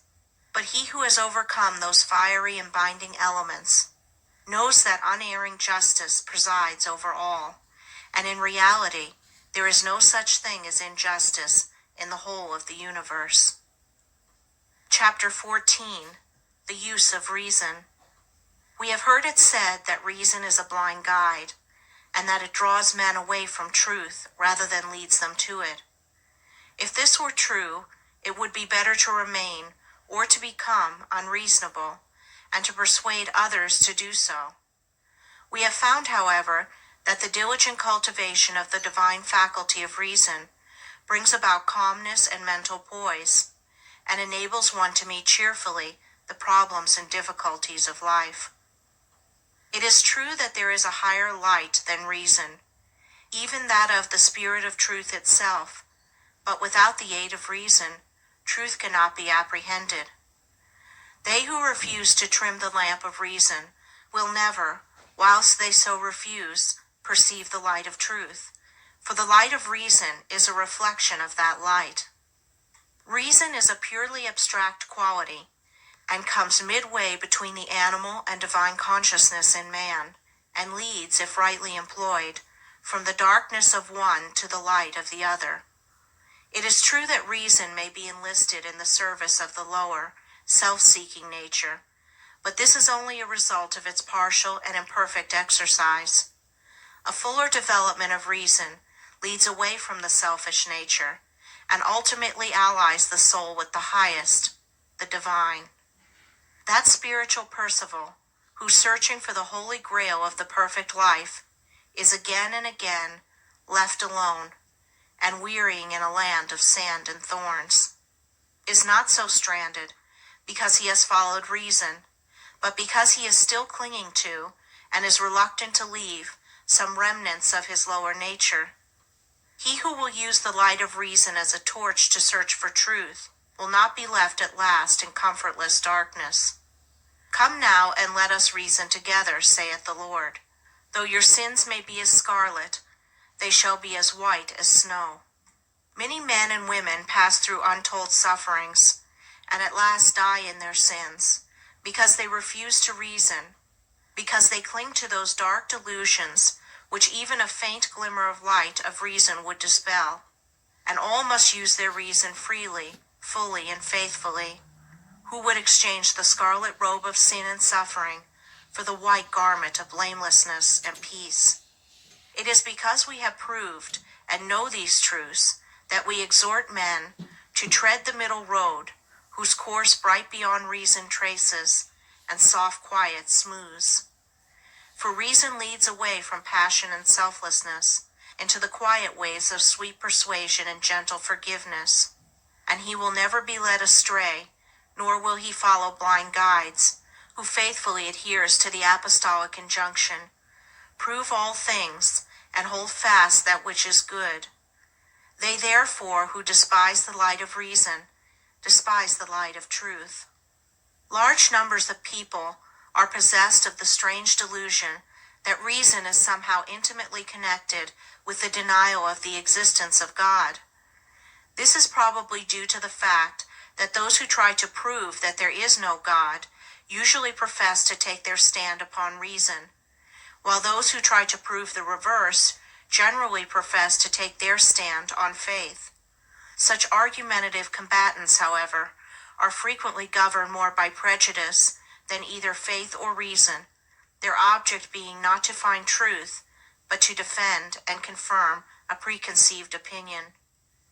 Reason is concerned not with ephemeral opinions, but with the established truth of things, and he who is possessed of the faculty of reason in its purity and excellence can never be enslaved by prejudice, and will put from him all preconceived opinions as worthless. He will never attempt to prove nor disprove, but after balancing extremes and bringing together all apparent contradictions, he will carefully and dispassionately weigh and consider them, and so arrive at truth. Reason is, in reality, associated with all that is pure and gentle, moderate and just. It is said of a violent man that he is unreasonable, of a kind and considerate man that he is reasonable, and of an insane man that he has lost his reason. Thus it is seen that the word is used, even to a great extent unconsciously, though none the less truly, in a very comprehensive sense, and though reason is not actually love and thoughtfulness, and gentleness and sanity, it leads to, and is intimately connected with these divine qualities, and cannot, except for purposes of analysis, be dissociated with them. Reason represents all that is high and noble in man. It distinguishes him from the brute which blindly follows its animal inclinations. And just in the degree that man disobeys the voice of reason and follows his inclinations, does he become brutish. As Milton says, reason in man obscured, or not obeyed, immediately inordinate desires and upstart passions catch the government, from reason and to servitude reduce, man till then free. The following definition of reason, from Nuttall's dictionary, will give you some idea of the comprehensiveness of the word. The cause, ground, principle, or motive of anything said or done, efficient cause, final cause, the faculty of intelligence in man, especially the faculty by which we arrive at necessary truth. It will thus be seen that reason is a term, the breadth of which is almost sufficient to embrace even truth itself. And Archbishop Trench tells us in his celebrated work on the study of words, that the terms reason and word are indeed so essentially one and the same that the Greek language has one word for them both, so that the word of God is the reason of God, and one of the renderings of Lao Tzu's Tao is reason, so that in the Chinese translation of our New Testament, St. John's Gospel runs, "In the beginning was the Tao." To the undeveloped and uncharitable mind, all words have narrow applications, but as a man enlarges his sympathies and broadens his intelligence, words become filled with rich meanings and assume comprehensive proportions. Let us therefore cease from foolish quarrelings about words, and like reasonable beings, search for principles and practice those things which make for unity and peace. Chapter 15. Self-discipline. A man does not live until he begins to discipline himself. He merely exists. Like an animal, he gratifies his desires and pursues his inclinations, just where they may lead him. He is happy as a beast is happy, because he is not conscious of what he is depriving himself. He suffers as the beast suffers, because he does not know the way out of suffering. He does not intelligently reflect upon life, and lives in a series of sensations, longings, and confused memories, which are unrelated to any central idea or principle. A man whose inner life is so ungoverned and chaotic must necessarily manifest this confusion in the visible conditions of his outer life in the world. And though for a time, running with the stream of his desires, he may draw to himself a more or less large share of the outer necessities and comforts of life, he never achieves any real success, nor accomplishes any real good, and sooner or later worldly failure and disaster are inevitable, as the direct result of the inward failure to properly adjust and regulate those mental forces which make the outer life. Before a man accomplishes anything of an enduring nature in the world, he must first of all acquire some measure of success in the management of his own mind. This is as mathematical a truism as that 2 and 2 are 4, for out of the heart are the issues of life. If a man cannot govern the forces within himself, he cannot hold a firm hand upon the outer activities which form his visible life. On the other hand, as a man succeeds in governing himself, he rises to higher and higher levels of power and usefulness and success in the world. The only difference between the life of the beast and that of the undisciplined man is that the man has a wider variety of desires and experiences a greater intensity of suffering. It may be said of such a man that he is dead, being truly dead, to self-control, chastity, fortitude, and all of the nobler qualities which constitute life. In the consciousness of such a man, the crucified Christ lies entombed, awaiting that resurrection which shall revivify the mortal sufferer and wake him up to a knowledge of the realities of his existence.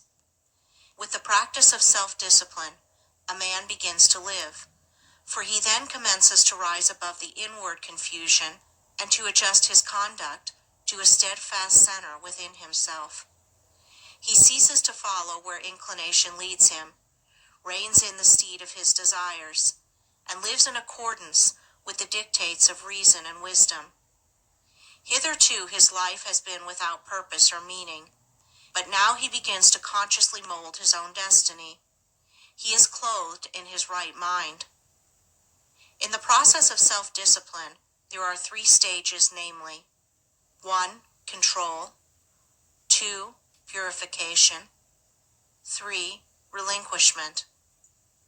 A man begins to discipline himself by controlling those passions which have hitherto controlled him. He resists temptation and guards himself against all those tendencies to self-gratifications which are so easy and natural, and which have formerly dominated him. He brings his appetite into subjection and begins to eat as a reasonable and responsible being, practicing moderation and thoughtfulness in the selection of his food, with the object of making his body a pure instrument through which he may live and act as becomes a man, and no longer degrading that body by pandering to gustatory pleasure. He puts a check upon his tongue, his temper, and in fact, his every animal desire and tendency, and this he does by referring all acts to a fixed center within himself. It is a process of living from within outward, instead of, as formerly, from without inward. He conceives an ideal, and enshrining that ideal in the sacred recesses of his heart, he regulates his conduct in accordance with its exaction and demands. There is a philosophical hypothesis that at the heart of every atom and every aggregation of atoms in the universe, there is a motionless center, which is the sustaining source of all the universal activities. Be this as it may, there is certainly in the heart of every man and woman a selfless center, without which the outer man could not be, and the ignoring of which leads to suffering and confusion. The selfless center, which takes the form, in the mind, of an ideal of unselfishness and spotless purity, the attainment of which is desirable, is man's eternal refuge from the storms of passion and all the conflicting elements of his lower nature. It is the rock of ages, the Christ within, the divine and immortal in all men. As a man practices self-control, he approximates more and more to this inward reality, and is less and less swayed by passion and grief, pleasure and pain, and lives a steadfast and virtuous life, manifesting manly strength and fortitude. The restraining of the passions, however, is merely the initial stage in self-discipline, and is immediately followed by the process of purification. By this a man so purifies himself as to take passion out of the heart and mind altogether, not merely restraining it when it rises within him, but preventing it from rising altogether. By merely restraining his passions, a man can never arrive at peace, can never actualize his ideal. He must purify those passions. It is in the purification of his lower nature that a man becomes strong and godlike, standing firmly upon the ideal center within, and rendering all temptations powerless and ineffectual. This purification is effected by thoughtful care, earnest meditation, and holy aspiration, and as success is achieved, confusion of mind and life pass away, and calmness of mind and spiritualized conduct ensure. True strength and power and usefulness are born of self-purification, for the lower animal forces are not lost, but are transmuted into intellectual and spiritual energy. The pure life, pure in thought and deed, is a life of conservation of energy. The impure life, even though the impurity should not extend beyond thought, is a life of dissipation of energy. The pure man is more capable, and therefore more fit to succeed in his plans, and to accomplish his purposes, than the impure. Where the impure man fails, the pure man will step in and be victorious, because he directs his energies with a calmer mind, and a greater definiteness and strength of purpose. With the growth in purity, all the elements which constitute a strong and virtuous manhood are developed in an increasing degree of power, and as man brings his lower nature into subjection and makes his passions do his bidding, just so much will he mold the outer circumstances of his life and influence others for good. The third stage of self-discipline, that of relinquishment, is a process of letting the lower desires and all impure and unworthy thoughts drop out of the mind, and also refusing to give them any admittance, leaving them to perish.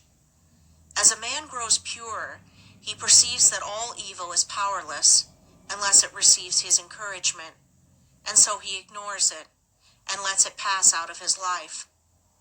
It is by pursuing this aspect of self-discipline that a man enters into and realizes the divine life and manifests those qualities which are distinctly divine, such as wisdom, patience, non-resistance, compassion, and love. It is here also where a man becomes consciously immortal, rising above all the fluctuations and uncertainties of life, and living in an intelligent and unchangeable peace. By self-discipline, a man attains to every degree of virtue and holiness, and finally becomes a purified son of God, realizing his oneness with the central heart of all things. Without self-discipline, a man drifts lower and lower, approximating more and more nearly to the beast, until at last he grovels, a lost creature, in the mirror of his own befoulment. By self-discipline, a man rises higher and higher, approximating more and more nearly to the divine, until at last he stands erect in his divine dignity, a saved soul, glorified by the radiance of his purity. Let a man discipline himself, and he will live. Let a man cease to discipline himself, and he will perish. As a tree grows in beauty, health, and fruitfulness by being carefully pruned and tended, so a man grows in grace and beauty of life by cutting away all the branches of evil from his mind, and as he tends and develops the good by constant and unfailing effort. As a man by practice acquires proficiency in his craft, so the earnest man acquires proficiency in goodness and wisdom. Men shrink from self-discipline because in its early stages it is painful and repellent, and the yielding to desire is, at first, sweet and inviting, but the end of desire is darkness and unrest, whereas the fruits of discipline are immortality and peace. Chapter 16. Resolution. Resolution is the directing and impelling force in individual progress. Without it, no substantial work can be accomplished. Not until a man brings resolution to bear upon his life does he consciously and rapidly develop, for a life without resolution is a life without aims, and a life without aims is a drifting and unstable thing. Resolution may, of course, be linked to downward tendencies, but it is more usually the companion of noble aims and lofty ideals, and I am dealing with it in this, its highest use and application. When a man makes a resolution, it means that he is dissatisfied with his condition, and is commencing to take himself in hand with a view in producing a better piece of workmanship out of the mental materials of which his character and life are composed. And insofar as he is true to his resolution, he will succeed in accomplishing his purpose. The vows of the saintly once are holy resolutions directed towards some victory over self, and the beautiful achievements of holy men and the glorious conquests of the divine teachers were rendered possible and actual by the pursuit of unswerving resolution. To arrive at the fixed determination, to walk a higher path than hithertofore, although it reveals the great difficulties which have to be surmounted, it yet makes possible the treading of that path and illuminates its dark places with the golden halo of success. The true resolution is the crisis of long thought, protracted struggle, or fervent but unsatisfied aspiration. It is no light thing, no whimsical impulse or vague desire, but a solemn and irrevocable determination not to rest nor cease from effort until the high purpose which is held in view is fully accomplished. Half-hearted and premature resolution is no resolution at all, and it is shattered by the first difficulty. A man should be slow to form a resolution. He should searchingly examine his position and take into consideration every circumstance and difficulty connected with his decision, and should be fully prepared to meet them. He should be sure that he completely understands the nature of his resolution, that his mind is finally made up, and that he is without fear and doubt in the matter. With the mind thus prepared, the resolution that is formed will not be departed from, and by the aid of it a man will, in due time, accomplish his strong purpose. Hasty resolutions are futile. The mind must be fortified to endure. Immediately, the resolution to walk a higher path is made, temptation and trial begin. Men have found that no sooner have they decided to lead a truer and nobler life than they have been overwhelmed with such a torrent of new temptations and difficulties as to make their position almost unendurable, and many men, because of this, relinquish their resolution. But these temptations and trials are a necessary part of the work of regeneration, upon which the man has decided, and must be hailed as friends, and met with courage if the resolution is to do its work. For what is the real nature of a resolution? Is it not the sudden checking of a particular stream of conduct, and the endeavor to open up an entirely new channel? Think of an engineer who decides to turn the course of a powerfully running stream or river in another direction. He must first cut out his new channel, and must take every precaution to avoid failure in the carrying out of his undertaking. But when he comes to the all-important task of directing the stream into its new channel, then the flowing force, which for ages has steadily pursued its accustomed course, becomes refractory, and all the patience and care and skill of the engineer will be required for the successful completion of the work. It is even so with the man who determines to turn his course of conduct in another and higher direction.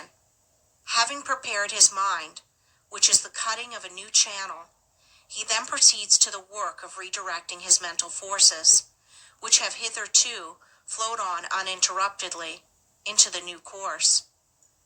Immediately this is attempted, the arrested energy begins to assert itself in the form of powerful temptations and trials, hitherto unknown and unencountered. And this is exactly as it should be. It is the law, and the same law that is in the water is in the mind. No man can improve upon the established law of things, but he can learn to understand the law instead of complaining and wishing things were different. The man who understands all that is involved in the regeneration of his mind will glory in tribulations, knowing that only by passing through them can he gain strength, obtain purity of heart, and arrive at peace. And as the engineer at last, perhaps after many mistakes and failures, succeeds in getting the stream to flow on peacefully in the broader and better channel, and the turbulence of the water is spent, and all dams can be removed, so the man of resolution at last succeeds in directing his thoughts and acts into the better and nobler way to which he aspires, and temptations and trials give place to steadfast strength and settled peace.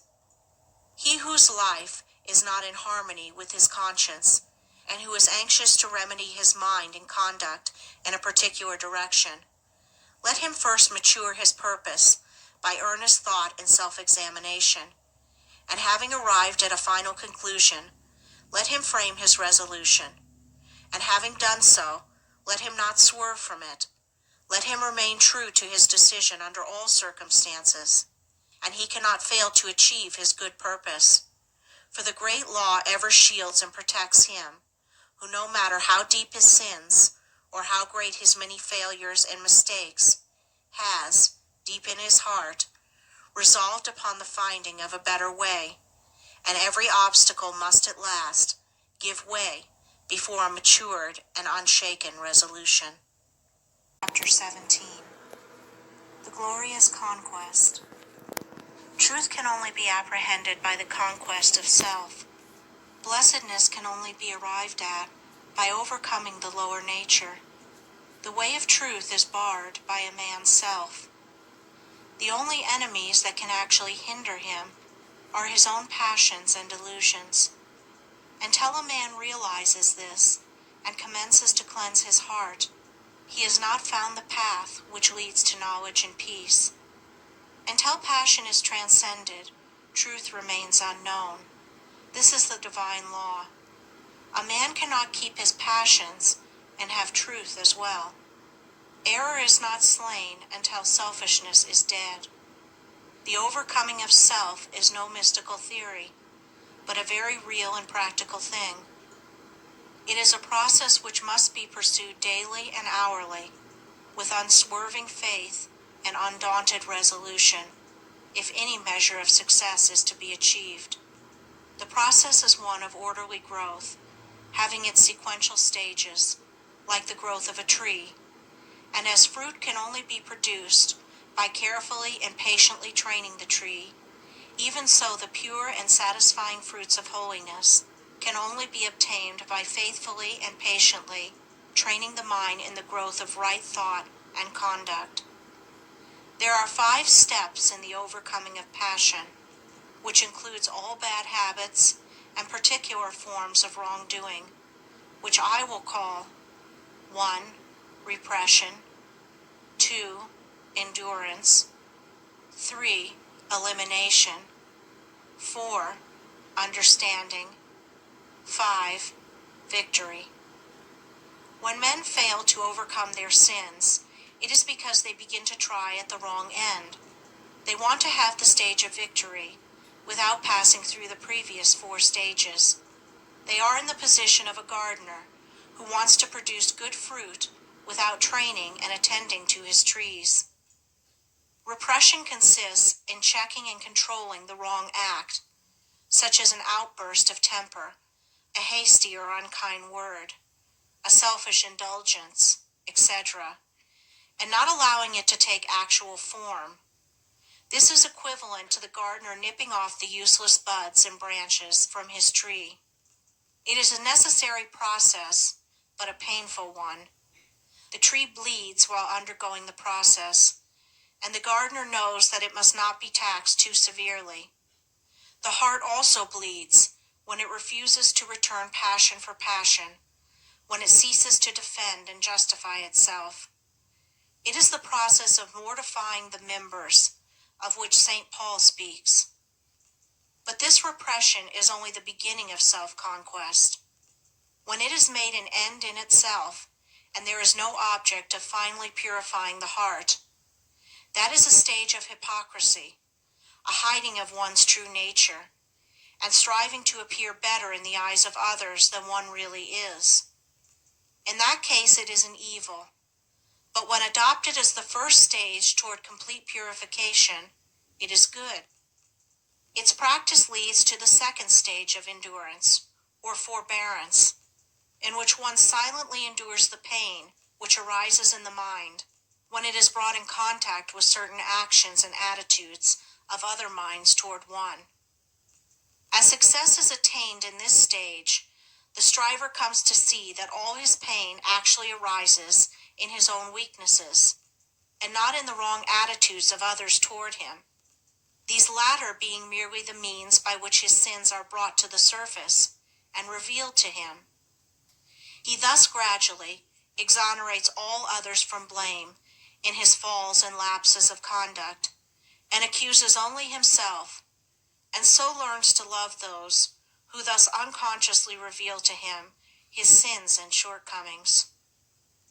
Having passed through these 2 stages of self-crucifixion, the disciple enters the third, that of elimination, in which the wrong thought which lay behind the wrong act is cast from the mind immediately it appears. At this stage, conscious strength and holy joy begin to take the place of pain, and the mind having become more comparatively calm, the striver is enabled to gain a deeper insight into the complexities of his mind, and thus to understand the inception, growth, and outworking of sin. This is the stage of understanding. Perfection in understanding leads to the final conquest of self, a conquest so complete that sin can no more rise in the mind, even as a thought or impression. For when the knowledge of sin is complete, when it is known in its totality, from its inception as a seed in the mind to its ripened outgrowth as act and consequence, then it can no more be allowed a place in life, but it is abandoned forever. Then the mind is at peace. The wrong acts of others no longer arouse wrong and pain in the mind of the disciple. He is glad and calm and wise. He is filled with love, and blessedness abides with him. And this is victory. Chapter 18, Contentment in Activity. The confounding of a positive spiritual virtue or principle with a negative animal vice is common amongst writers, even of what is called the advanced thought school, and much valuable energy is frequently expended in criticizing and condemning, where a little calm and reasoning would have revealed a greater light and led to the exercise of a broader charity. The other day I came across a vicious attack upon the teaching of love, wherein the writer condemns such teaching as weakly, foolish, and hypocritical. Needless to say, that which he was condemning as love was merely weak sentimentality and hypocrisy. Another writer in condemning meekness does not know that what he calls meekness is only cowardice, while another who attacks chastity as a snare is really confusing painful and hypocritical restraint with the virtue of chastity. And just lately I received a long letter from a correspondent who took great pains to show me that contentment is a vice and is the source of innumerable evils. That which my correspondent called contentment is, of course, animal indifference. The spirit of indifference is incompatible with progress, whereas the spirit of contentment may, and does, attend the highest form of activity, the truest advancement and development. Indolence is the twin sister of indifference, but cheerful and ready action is the friend of contentment. Contentment is a virtue which becomes lofty and spiritual in its later developments, as the mind is trained to perceive and the heart to receive the guidance in all things of a merciful law. To be contented does not mean to forego effort. It means to free effort from anxiety. It does not mean to be satisfied with sin and ignorance and folly, but to rest happily in duty done, work accomplished. A man may be said to be content to lead a groveling life, to remain in sin and in debt, but such a man's true state is one of indifference to his duty, his obligations, and the just claims of his fellow men. He cannot truly be said to possess the virtue of contentment. He does not experience the pure and abiding joy, which is the accompaniment of active contentment. So far as his true nature is concerned, he is a sleeping soul, and sooner or later will be awakened by intense suffering, having passed through which he will find that true contentment is the outcome of honest effort and true living. There are three things with which a man should be content. 1, with whatever happens. 2, with his friendships and possessions. 3, with his pure thoughts. Contented with whatever happens, he will escape grief. With his friends and possessions, he will avoid anxiety and wretchedness. And with his pure thoughts, he will never go back to suffer and grovel in impurities. There are three things with which a man should not be content. 1, with his opinions. 2, with his character. 3, with his spiritual condition. Not content with his opinions, he will continually increase in intelligence. Not content with his character, he will ceaselessly grow in strength and virtue. And not content with his spiritual condition, he will, every day, enter into a larger wisdom and fuller blessedness. In a word, a man should be contented, but not indifferent to his development as a responsible and spiritual being. The truly contented man works energetically and faithfully and accepts all results with an untroubled spirit, trusting at first that all is well, but afterwards, with the growth of enlightenment, knowing that results exactly correspond with efforts. Whatsoever material possessions come to him, come not by greed and anxiety and strife, but by right thought, wise action, and pure exertion. Chapter 19. The Temple of Brotherhood. Universal brotherhood is the supreme ideal of humanity, and towards that ideal the world is slowly but surely moving. Today, as never before, numbers of earnest men and women are striving to make this ideal tangible and real. Fraternities are springing up on every hand, and press and pulpit, the world over, are preaching the brotherhood of man. The unselfish elements in all such efforts cannot fail to have their effect upon the race, and are with certainty urging it towards the goal of its noblest aspirations. But the ideal state has not yet manifested through any outward organization, and societies formed for the purpose of propagating brotherhood are continually being shattered to pieces by internal dissension. The brotherhood for which humanity sighs is withheld from actuality by humanity itself.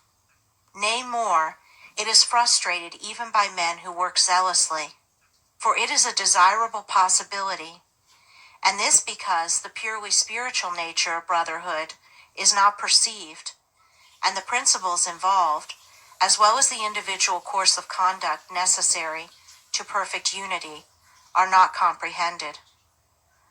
Brotherhood as a human organization cannot exist so long as any degree of self-seeking reigns in the hearts of men and women who band themselves together for any purpose, as such self-seeking must eventually rend the seamless coat of loving unity.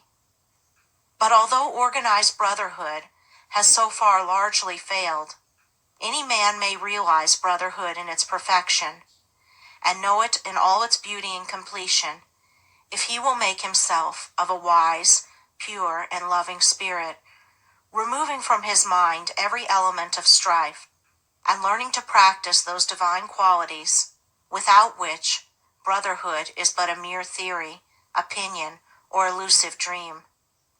For brotherhood is at first spiritual, and its outer manifestation in the world must follow as a natural sequence. As a spiritual reality, it must be discovered by each man for himself, and in the only place where spiritual realities can be found, within himself, and it rests with each, whether he shall choose or refuse it. There are 4 chief tendencies in the human mind, which are destructive of brotherhood, and which bar the way to its comprehension, namely, pride, self-love, hatred, condemnation. Where these are, there can be no brotherhood, and whatsoever heart these hold sway, discord rules, and brotherhood is not realized. For these tendencies are, in their very nature, dark and selfish, and always make for disruption and destruction. From these 4 things proceeds that serpent brood of false actions and conditions which poison the heart of man, and fill the world with suffering and sorrow. Out of the spirit of pride proceed envy, resentment, and opinionativeness. Pride envies the position, influence, or goodness of others. It thinks, I am more deserving than this man or this woman. It also continually finds occasion for resenting the actions of others, and says, I have been snubbed, I have been insulted, and thinking altogether of his own excellence, it sees no excellence in others. From the spirit of self-love proceed egotism, lust for power, and disparagement and contempt. Self-love worships the personality in which it moves. It is lost in the adoration and glorification of that I, that self, which has no real existence, but is a dark dream and a delusion. It desires preeminence over others and thinks, I am great. I am more important than others. It also disparages others and bestows upon them contempt, seeing no beauty in them, being lost in the contemplation of its own beauty. From the spirit of hatred proceeds slander, cruelty, reveling, and anger. It strives to overcome evil by adding evil to it. It says, This man has spoken of me ill. I will speak still more ill of him, and thus teach him a lesson. It mistakes cruelty for kindness, and causes its possessor to revile a reproving friend. It feeds the flame of anger with bitter and rebellious thoughts. From the spirit of condemnation proceed accusation, false pity, and false judgment. It feeds itself on the contemplation of evil and cannot see the good. It has eyes for evil only, and finds it in almost everything and every person. It sets up an arbitrary standard of right and wrong by which to judge others, and it thinks, This man does not do as I would have him do. He is therefore evil, and I will denounce him. So blind is the spirit of condemnation that whilst rendering its possessor incapable of judging himself, it causes him to set up as the judge of all the earth. From the four tendencies enumerated, no element of brotherliness can proceed. They are deadly mental poisons, and he who allows them to rankle in his mind cannot apprehend the peaceful principles on which brotherhood rests. Then there are chiefly four divine qualities, which are productive of brotherhood, which are, as it were, the foundation stones on which it rests, namely, humility, self-surrender, love, compassion. Wheresoever these are, their brotherhood is active. In whatsoever heart these qualities are dominant, their brotherhood is an established reality, for they are, in their very nature, unselfish and are filled with the revealing light of truth. There is no darkness in them, and where they are, so powerful is their light, that the dark tendencies cannot remain, but are dissolved and dissipated. Out of these four qualities proceed all those angelic actions and conditions which make for unity and bring gladness to the heart of man and to the world. From the spirit of humility proceed meekness and peacefulness. From self-surrender come patience, wisdom, and true judgment. From love spring kindness, joy, and harmony. And from compassion proceed gentleness and forgiveness. He who has brought himself into harmony with these four qualities is divinely enlightened. He sees whence the actions of men proceed and whither they tend, and therefore can no longer live in the exercise of the dark tendencies. He has realized brotherhood in its completion as freedom from malice, from envy, from bitterness, from contention, from condemnation. All men are his brothers, those who live in the dark tendencies, as well as those who live in the enlightened qualities. For he knows that when they have perceived the glory and beauty of the light of truth, the dark tendencies will be dispelled from their minds. He has but one attitude of mind towards all, that of goodwill.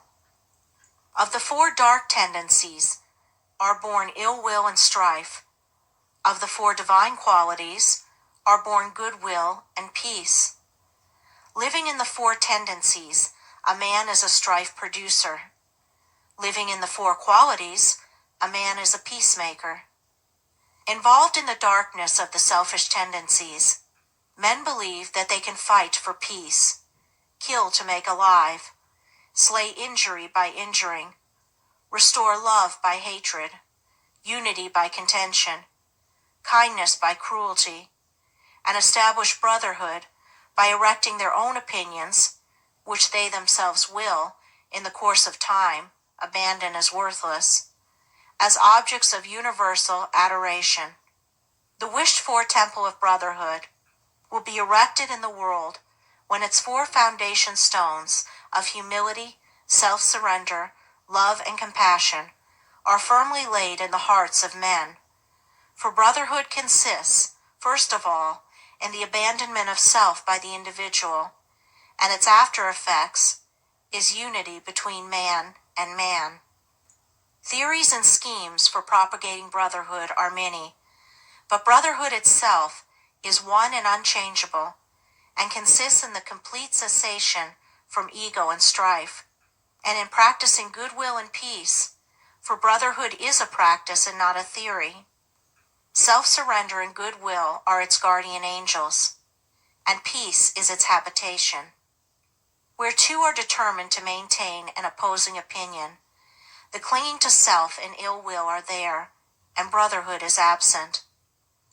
Where 2 are prepared to sympathize with each other, to see no evil in each other, to serve and not to attack each other, the love of truth and goodwill are there, and brotherhood is present. All strifes, divisions, and wars inhere in the proud, unyielding self. All peace, unity, and concord inhere in the principles which the yielding up of self reveals. Brotherhood is only practiced and known by him whose heart is at peace with all the world. Chapter 20. Pleasant Pastures of Peace. He who aspires to the bettering of himself and humanity should ceaselessly strive to arrive at the exercise of that blessed attitude of mind by which he is enabled to put himself mentally and sympathetically in the place of others, and so, instead of harshly and falsely judging them, and thereby making himself unhappy, without adding to the happiness of those others, he will enter into their experience, will understand their particular frame of mind, and will feel for them and sympathize with them. One of the great obstacles to the attainment of such an attitude of mind is prejudice, and until this is removed, it is impossible to act toward others as we would wish others to act toward us. Prejudice is destructive of kindness, sympathy, love, and true judgment, and the strength of a man's prejudice will be the measure of his harshness and unkindness toward others, for prejudice and cruelty are inseparable. There is no rationality in prejudice, and immediately it is aroused in a man, he ceases to act as a reasonable being, and gives way to rashness, anger, and injurious excitement. He does not consider his words, nor regard the feelings and liberties of those against whom his prejudices are directed. He has, for the time being, forfeited his manhood, and has descended to the level of an irrational creature. While a man is determined to cling to his preconceived opinions, mistaking them for truth, and refuses to consider dispassionately the position of others, he cannot escape hatred, nor arrive at blessedness. The man who strives after gentleness, who aspires to act unselfishly toward others, will put away all his passionate prejudice and petty opinions, and will gradually acquire the power of thinking and feeling for others, of understanding their particular state of ignorance or knowledge, and thereby entering fully into their hearts and lives, sympathizing with them, and seeing them as they really are. Such a man will not oppose himself to the prejudices of others by introducing his own, but will seek to allay prejudice by introducing sympathy and love, striving to bring out all that is good in men, encouraging the good by appealing to it, and discouraging the evil by ignoring it. He will realize the good in the unselfish efforts of others, though their outward methods may be very different from his own, and will so rid his heart of hatred, and will fit it with love and blessedness.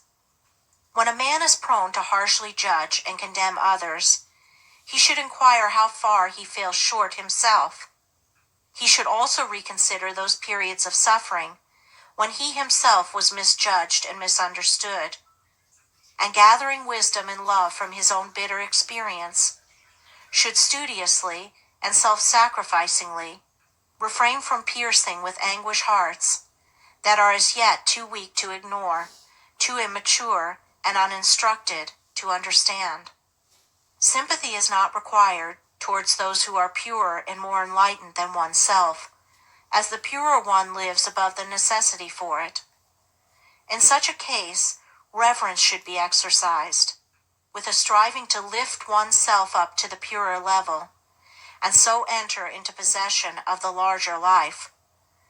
Nor can a man fully understand one who is wiser than himself, and before condemning, he should earnestly ask himself whether he is, after all, better than the man whom he has singled out as the object of his bitterness. If he is, let him bestow sympathy. If he is not, let him exercise reverence. For thousands of years the sages have taught, both by precept and example, that evil is only overcome by good, yet still that lesson, for the majority, remains unlearned. It is a lesson profound in its simplicity, and difficult to learn because men are blinded by the illusions of self. Men are still engaged in resenting, condemning, and fighting the evil in their own fellow men, thereby increasing the delusion in their own hearts, and adding to the world some of misery and suffering. When they find out that their own resentment must be eradicated and put love in its place, evil will perish for lack of sustenance. With burning brain and heart of hate, I sought my wronger early, late, and all the wretched night and day, my dream and thought was slay and slay. My better self rose uppermost, the beast within my bosom lost. Itself in love, peace from afar, shone o'er me radiant like a star.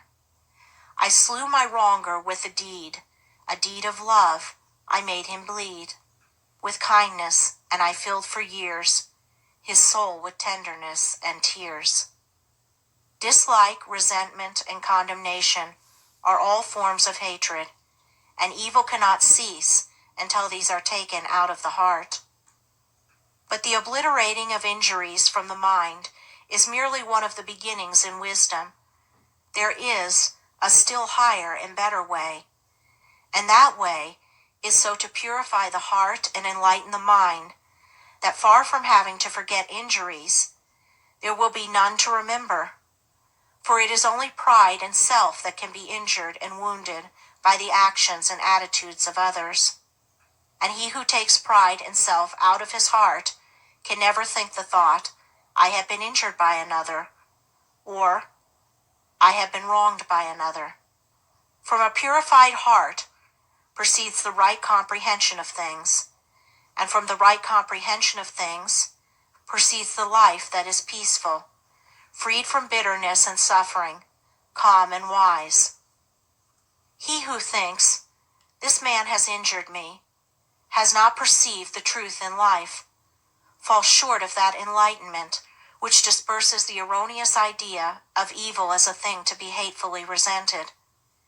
He who is troubled and disturbed about the sins of others is far from truth. He who is troubled and disturbed about his own sins is very near to the gate of wisdom.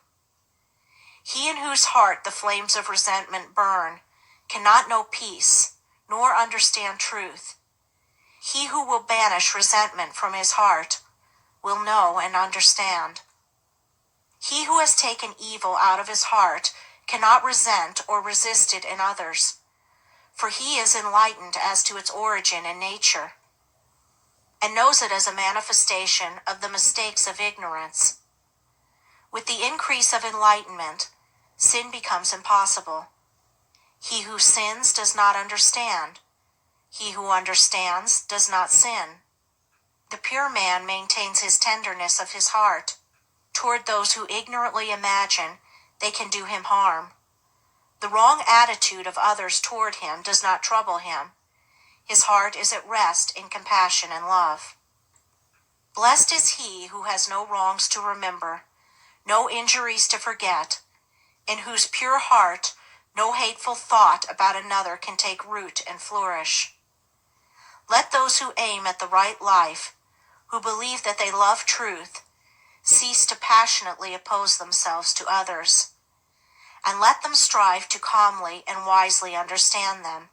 And in thus acting toward others, they will be conquering themselves, and while sympathizing with others, their own souls will be fed with the harmony dews of kindness, and their hearts will be strengthened and refreshed in the pleasant pastures of peace.